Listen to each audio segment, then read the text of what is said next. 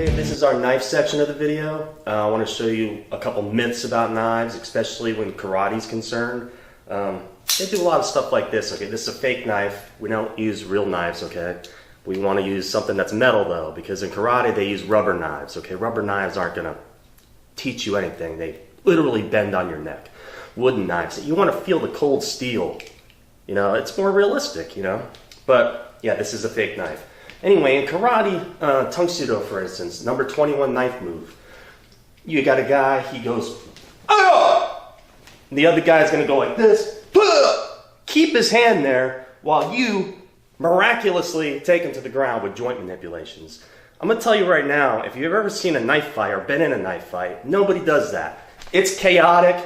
The knives are all over the place, okay? You don't know what's going on. Will you get cut? Maybe, maybe not. Everybody will tell you, you're always going to get cut in a knife fight. That's not necessarily true. You might be way better than the other guy, and you don't get cut, and you just stab him first, and that's the way it works, you know? Anyway, this is my fiance, O'Hara, and she's going to be helping me do a couple different things that my friend Larry taught me. So I want you to hold the knife to my throat. Grab me. So she's got the knife to my throat, probably up against the wall or something. She wants my money, right? So what's the first thing you're going to do? You're going to give her the money. Okay, your life is not worth your money. That's number one. And you always want the person, you don't ever want to grab anybody like this. If this is a big guy, a 300-pound man, you think, well, it's not going to do nothing. You think you're going to move somebody's wrist that's 300 pounds. You're wrong. It's not going to happen. I promise you. So do you think this is good or you think it's bad? It's actually good because she's threatening me. She just wants to take my money, okay? And I'm going to give it to her. But if it gets to the point to where I literally have to do something, then it's go time. I got to do something, right? So you don't want to wake anybody up and grab and do all this stuff that they teach you in karate, okay? You just be real quiet. You're talking to the person. Say, you don't need to look at the knife. You know where the knife's at. It's on your throat. If you don't know where the knife's at, you got some serious problems, okay? So always just keep your hands really relaxed, real relaxed. Everything's, they're gonna cut themselves, okay? So you just real relaxed and boom, slice right through her wrist. She's holding the knife. You know what that means? You don't go to jail. She cut herself. No, that's not my problem. Maybe I just want to decide how severe I cut. I don't have to cut her. Maybe I just want to decide. I could even go here, or I could just run away. Here's another example. From the back, this is a pretty bad place to be in, would you say? I mean, it's pretty bad. But here's a good little to put it right on the throat. There you go. So in this position, you don't have a whole lot of options, okay? But you have these two fingers. These two fingers are very strong. And we'll go over that when we're doing joint manipulation stuff. But if you just grab right here with these two fingers and keep your elbow down, it's very difficult for her. Go ahead, try to slit my throat. See? You have no leverage, right? No, none at all. Once you don't want to just like, I'm sorry to headbutt you. Anyway, you don't want to just grab into this, okay? It's kind of one motion, okay? So we're going to do it like this. This. Now we're on her throat now. You see this? Now I could run, I could cause damage, or if I'm in this position like this, I could stay and just stab her in the throat. If I want to. If not, I'm just going to run away. Okay, here's another situation. You're a hostage situation, okay? You got somebody like this. They're gonna scare you with this knife, this big knife in your back. Okay, go ahead and do that. So you got me. It doesn't matter what side, right? You know where the knife's at. It's in your back. You always get a free look, but don't even bother. You know where it's at. Okay, you know this person's arm is right here. So you want to walk and stop a little bit, walk, stop. And about the third time, this is all you got to do. Just keep your arms down, just like this, and just rotate. And leave. You don't have to do anything. You literally, show you again, knife up a little higher, there you go. And it doesn't matter where the knife's at. It could be down here. It doesn't make a difference. All you're doing is turning and leaving.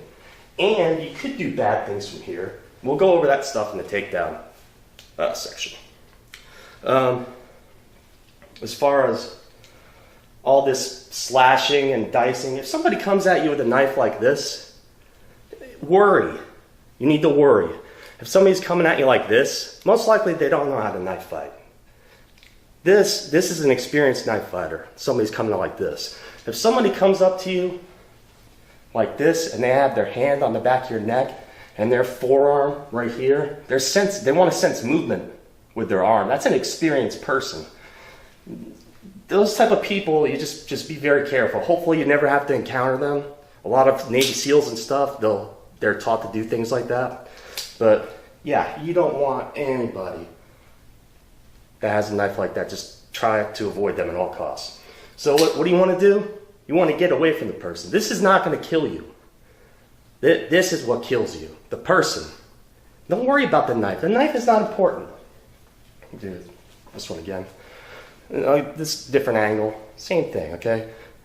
She's going to kill me. This knife, if I lay it on the table, what's it going to do? Nothing. It's going to sit on the table, collect dust, right?